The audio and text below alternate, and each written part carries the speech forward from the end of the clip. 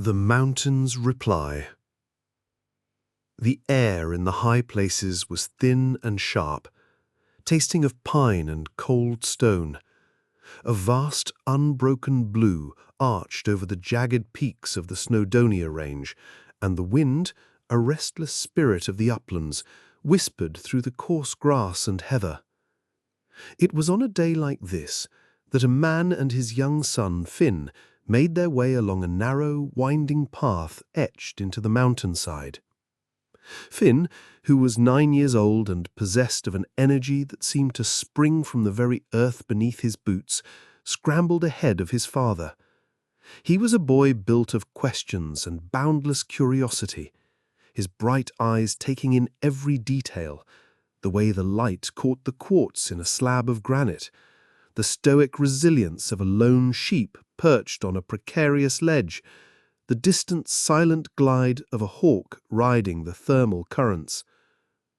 His father, a man of quiet strength and patient observation, watched him with a gentle smile. He believed that some of life's most profound lessons were not taught in classrooms, but were discovered in the wild open spaces where a person could feel both magnificently small and infinitely connected. "Careful, Finn," he called out, his voice steady against the sighing of the wind. "The scree is loose here." But the warning came a fraction too late. Finn, in his eagerness to conquer a small rocky outcrop, placed his foot on an unsteady stone. It shifted, and with a startled yelp he tumbled downwards, scraping his knee on the unforgiving rock. The pain was sudden and sharp, a hot, stinging shock that brought tears to his eyes. He let out a great shuddering cry of pain and frustration. "Ah!" The sound, raw and full of his hurt, rushed away from him, across the deep, bowl-shaped valley that fell away at his side. And then, to his astonishment, the mountain answered. From somewhere in the vast, empty space before him, an identical cry came back, just as loud, just as pained. "Ah!" Finn froze, his own pain momentarily forgotten. He pushed himself up, wiping a grimy hand across his tear-streaked face, and stared into the distance. The valley was empty, save for the shifting shadows of the clouds. "Who are you?" he yelled, his voice filled with a curious tremor. He was not afraid, but utterly bewildered. The voice, clear as a bell, returned his question to him. "Who are you?" A slow smile spread across his father's face as he came to stand beside his son, dabbing the scraped knee with a handkerchief. Finn, however, was now locked in a conversation with the unseen stranger. He thought of the immense, powerful presence of the mountain around him, a silent giant that had watched over this land for millennia. A sense of awe filled him. "I admire you!" he shouted, cupping his hands around his mouth to make the words carry further. And the mountain, it seemed, felt the same way. "I admire you," came the immediate ringing reply. Finn beamed, his chest puffing out with pride. He had made a connection with the spirit of the mountain. But then his gaze drifted across the valley to a far-off ridge. He saw two tiny figures, other walkers, making their way along the skyline.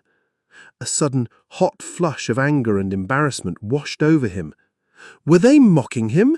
Was this some cruel trick? His face hardened. "Coward!" he screamed, the word a sudden ugly slash against the peace of the afternoon. The response was swift and brutal, a perfect reflection of his own anger. "Coward!" The word struck him like a physical blow. The joy and wonder of a moment ago evaporated, replaced by a stinging sense of injustice. He turned to his father, his eyes wide with confusion and hurt. "What's going on? Why did it say that?" His father looked at him, his expression one of profound tenderness. He placed a steadying hand on his son's shoulder. "My son," he said, his voice low and calm, "pay close attention now. Think about what you have offered the mountain and think about what it has given you back. Now, try something different. Try giving it the best of yourself. Finn looked from his father's earnest face to the great silent valley. He took a deep breath, pushing away the lingering anger.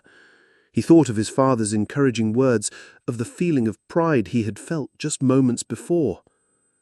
"You are a champion!" he roared, putting all his hope and newfound determination into the shout. For a moment, there was only the wind. Then the voice returned, clearer and more powerful than before, a triumphant declaration that seemed to make the very air vibrate. "You are a champion!" A slow, dawning comprehension spread across Finn's face. He looked at his father, his mouth slightly agape, the pieces of the puzzle clicking into place. It's just me," he whispered. His father nodded, his smile widening. "These people call it an echo," he explained, as his gaze swept across the majestic landscape. "But really, this is life. It is a perfect mirror. It doesn't give you what you want or what you think you deserve. It gives you back exactly what you put out into the world." He gestured to the path ahead. "Our life is simply a reflection of our actions, our words, and even our thoughts. If you send out anger and accusation, that is what will come back to you, and the world will seem like a harsh and unfriendly place. But if you want to find more love in the world," he tapped his son gently on the chest, "you must first create more love in your heart to give away. If you want respect from your friends, you must first show them respect. If you want to be trusted, you must first be trustworthy." They stood there for a long time, father and son, letting the profound silence of the mountains settle around them. The hawk continued its effortless dance in the sky above. This relationship applies to everything, Finn, in all aspects of life.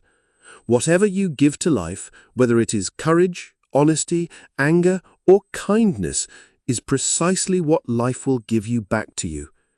Your life is not something that happens to you, it is something you create, echo after echo. As they resumed their walk, the pain in Finn's knee was all but forgotten.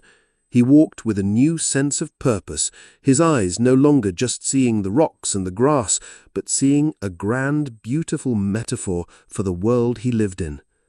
He looked out across the valley, and this time he didn't shout, he just smiled, knowing that the mountain and life itself was waiting to reply.